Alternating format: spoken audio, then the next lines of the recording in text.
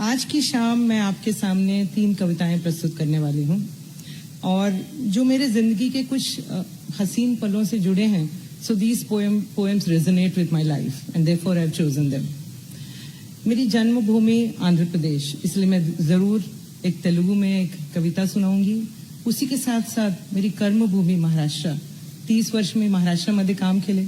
पुण्यात काम केल्यानंतर तर मराठी येणारच थोडाफार तरी, सो म्हणून मराठीमध्ये पण नक्कीच मी बोलणार. Before I begin this I want to share a story with you. समय बस 25 साल पुरानी बात है. 2001 का साल था, मई का महीना था, तपती हुई धूप थी और मैं सीईओ पुणे करके बड़ी खुशी से अपने बंगलों में बैठी हुई थी. तभी एक कॉल आया. आपको पता है जब मुख्य सचिव का कॉल आता है तो लिटरली हम खड़े होकर बोलते हैं yes sir. He said we are thinking of posting you as Aurangabad collector. Before my heart could jump with joy, he immediately said, can you do it?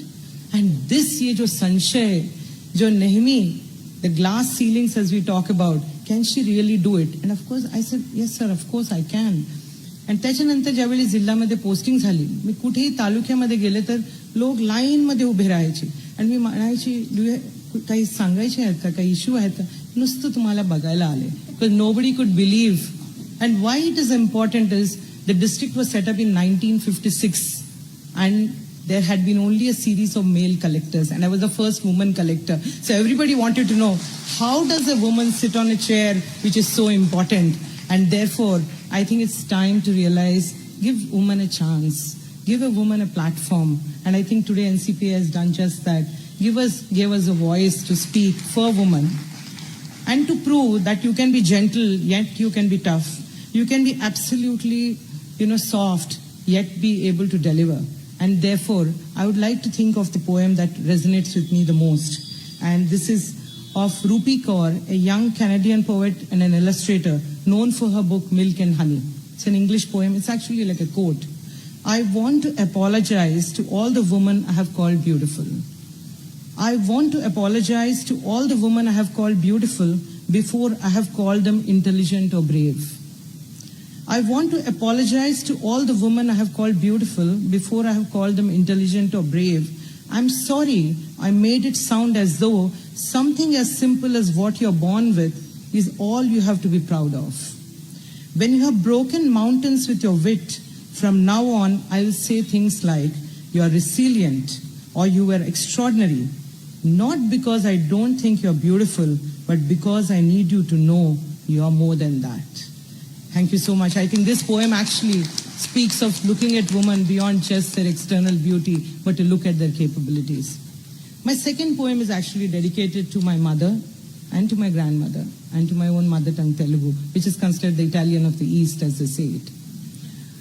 I must say that my grandmother, she told me that she got married at the age of 8 years and she could study barely anything. You can imagine by 8, what would you be studying? Though she was a very wise woman, she never got access to education. My mother got married at the age of 16 and she was told, it's getting late, 16 saal ho gaya, abhi tak shaadi nahi hui. See the pressure, and from high school, that's when she got married. And it was her dream to make me an IAS. So when I sit in front of you, it is to that woman whose dream I have fulfilled, and therefore I do naman to her. And I would like to dedicate this poem, Mahaprasthanam. It's considered an epic and a magnum opus written by Srirangam Srinivas Rao, who is called famously Sri Sri. This poem was written in 1930, 1940s, and still I think it resonates because the poet calls for a new world. He says, Maro Prapancham. Actually, Telugu is very much like Sanskrit. Prapancham means another world. He dreams of a new world and he says, Maro Prapancham, Maro Prapancham. Maro Prapancham Pilichindi.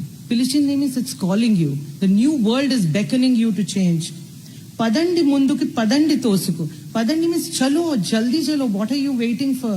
Padandi munduku padandi tosuku. Podam pai ki. Let's go ahead. Let's go to that new world. Basically, this poem essentially is saying, keep the song in your heart alive and walk ahead and talk about a new world which talks about equality. So I dedicated this poem not only to my mother and to many other women who have dreamed for their daughters, and we are all the daughters of such women who have had a dream and we could fulfill. All of you must be thinking, IAS, bureaucracy, बड़े boring लोग होते हैं, सिर्फ file घुमाते होंगे, ऊपर से नीचे अहवाल लिखते होंगे. So I slightly wanted to do a spoof on IAS, a little bit of a joke on all of us, and I'm sure we are all quite happy to take it. This is a poem written by one of my favorite poets, Mr. Anup Kumar, Maharashtra cadre. He is my colleague, 1990 batch. As you know, government में हम हर बार कोई report मंगवाते हैं, कोई paper बुलाते हैं. इसका नाम है अहवाल. I think many of you are Marathi speaking. This is a poem in Marathi. It says like this. And I'm not going to explain because I think most of you know Marathi. It basically essentially tries to say, जब देखो वो बोलते हैं ना कागजी घोड़े दौड़ाते हैं लिखते हैं, इसी के बारे में.